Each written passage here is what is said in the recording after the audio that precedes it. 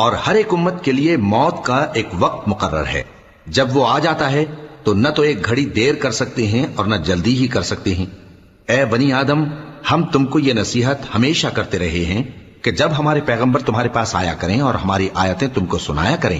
تو ان پر ایمان لایا کرو، کہ اب جو شخص ان پر ایمان لا کر اللہ سے ڈرتا رہے گا اور اپنی حالت درست رکھے گا تو ایسے لوگوں کو نہ کچھ خوف ہوگا اور نہ وہ غمناک ہوں گے۔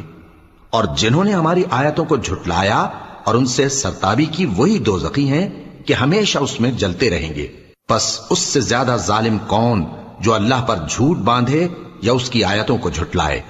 ان کو ان کے نصیب کا لکھا ملتا ہی رہے گا، یہاں تک کہ جب ان کے پاس ہمارے بھیجے ہوئے فرشتے جان نکالنے آئیں گے تو کہیں گے کہ جن کو تم اللہ کے سوا پکارا کرتے تھے وہ اب کہاں ہیں؟